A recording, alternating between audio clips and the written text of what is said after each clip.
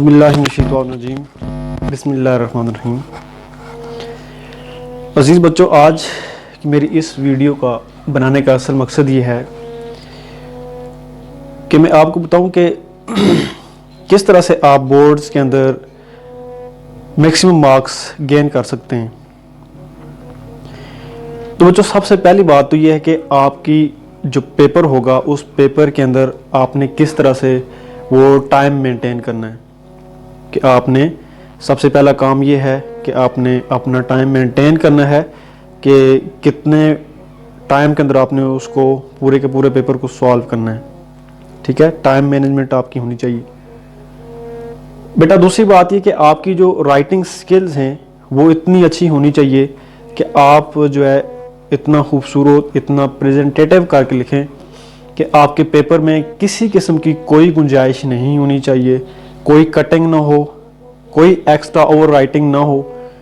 जब इस तरह की चीज़ें होंगी तो बेटा आपका एक पेपर स्मूथ वे से हो रहा होगा और बड़ी आसानी के साथ आप नंबर हासिल कर सकते हैं। ठीक है, इस तरह बेटा तीसरा पॉइंट ये है अब देखें, बाज़ दफ़ा ऐसे होता है कि जैसा कि फिज़िक्स है या साइंस के जितने भी सब्जेक्ट्स हैं उनकी बात करूं तो एक डेफिनेशन आपसे पूछी जाती है, उसका कोई ना कोई फार्मूला होता है, उसका कोई ना कोई जो है इक्वेशन की फॉर्म में कोई यूनिट्स ज़रूर होता है।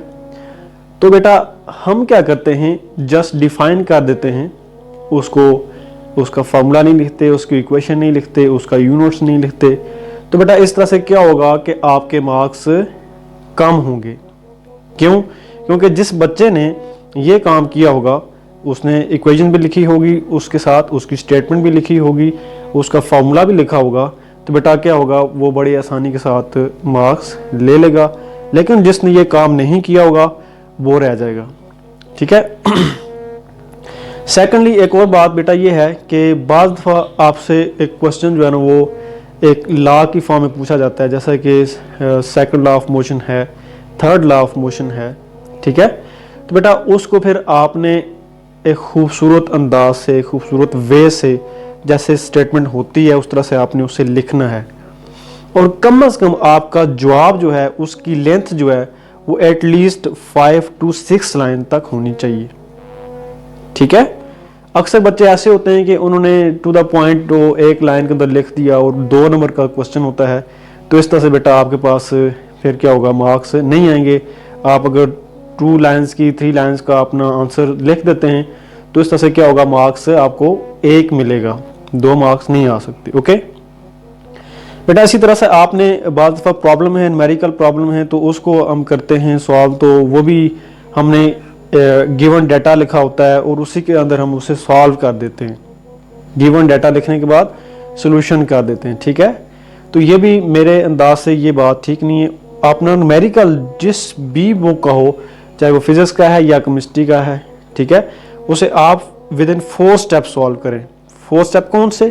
एक आप पास गिवन, एक वो जो रिक्वायर है, ठीक है, एक वो जो आप फार्मूला अप्लाई कर रहे हैं, इक्वेशन यूज, और नंबर 4 आपका सॉल्यूशन होना चाहिए। ठीक है, दोबारा सुने, नंबर 1 पे आप लिखेंगे गिवन, नंबर 2 पे रिक्वायरमेंट, नंबर 3 पे इक्वेशन यूज और नंबर 4 पे सॉल्यूशन।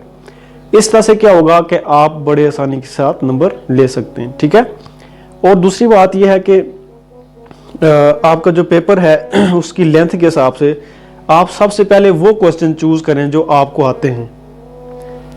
ठीक है, उनको आप सॉल्व करें, और जो आपको टाइम वेस्टेज नजर आ रहा है आपको कि इसमें मुझे सोचना पड़ेगा कि इस सवाल का क्या जवाब है, तो उस पर टाइम ना वेस्ट करें। बेटा सबसे पहली बात ही आपकी मैनेजमेंट ऑफ टाइम है। उधर आपका अगर 2.5 घंटे का पेपर है, आपने अगर 10 मिनट भी वेस्ट कर दिए तो बेटा आपका पेपर डिस्टर्ब हो जाएगा, आपको मार्क्स लेने में दुश्वारी होगी। आप कुछ क्वेश्चन जो वो मिक्स अप कर दोगे, कुछ क्वेश्चन के ऊपर आप टाइम वेस्ट करेंगे, तो इस तरह से क्या होगा, आप खुद जो है वो परेशानी के लायक हो जाएंगे। ठीक है, तो बेटा इस तरह से कुछ ये टिप्स मैं आपके सामने लेके आना चाहता हूँ। उससे पहले बोर्ड की प्रिपरेशन कैसे करनी है आपने वो आप देखें। तो बेटा सबसे पहली बात ये, आप अपनी नींद पूरी करें। ठीक है, आप 6 to 7 आवर्स कंप्लीट करें और उसकी बात यह है कि रात के टाइम आप जो है वो जल्दी सो जाया करें, सुबह अर्ली मॉर्निंग उठकर आप तैयार किए करें। इस तरह से बेटा आप जो है वो काम जो आपको सूटेबल नहीं है, फॉर एग्जांपल कि आपने बाज़ार में जाना है कहीं पे आउटिंग करने के लिए या कुछ वैसे दोस्तों से मिलने के लिए गपशप करिए, वो चीज़ें छोड़ दें। आज के दिनों में जैसा कि अभी 9th 10th और फर्स्ट ईयर सेकेंड की बात है, तो इसमें ये चीज़ें आप स्किप कर दें। जो चीज़ें आपके काम के काबिल नहीं, आपने वैसे जाना बाहर, उसे छोड़ दें आप, ठीक है। टाइम वेस्टेज ना करें, मैक्सिमम टाइम अपनी स्टडी को दें। मैक्सिमम टाइम आपके पास 5 आवर्स आपके उनसे कंटिन्यूसली आप अपनी स्टडी के ऊपर फोकस करें। फिर दूसरी बात ये कि आप अपने टीचर्स के साथ वैसे ही आजकल कनेक्टेड हैं, तो उनसे कंसल्ट करें कि ये क्वेश्चन अगर नहीं आ रहा तो उससे क्या जवाब होगा, इसको कैसे सॉल्व करेंगे, ये किस तरह से हल हो सकता है। इस तरह से बेटा आप अपने टीचर्स के साथ भी कनेक्टेड रहेंगे, आप आपको भी अपनी बुक्स के साथ कंसल्ट करेंगे, अपने उनके साथ कनेक्टेड रहेंगे, तो आप बड़े जो है आराम के साथ अपनी प्रिपरेशन कर सकते हैं, ठीक है। ये कुछ चंद बातें थी बेटा, इनको अडॉप्ट करें, इंशाल्लाह मेरी दुआएं आप सबके साथ हैं, ठीक है। और आप अपने बोर्ड की अच्छे तरीके से तैयारी भी करें, होपफुली कि आप सबको इससे फ़ायदा होगा। और इस वीडियो को अपने उन दोस्तों तक भी पहुँचाएँ जिनको नहीं पता कि आपके एग्ज़ाम्स के लिए आपके क्या क्या चीज़ें ज़रूरी हैं और क्या क्या चीज़ें नहीं ज़रूरी, ठीक है। तो इस तरह से आप इस वीडियो को अपने उन दोस्तों तक भी पहुँचाएँ, अपने दोस्तों को बताएं और ख़ुद भी देखें और इस तरह से इस पर अमल भी करें। इंशाल्लाह आपके मार्क्स भी अच्छे आएंगे, आपकी तैयारी भी अच्छी होगी। तो अब मैं इजाज़त चाहता हूँ। अल्लाह हाफिज़।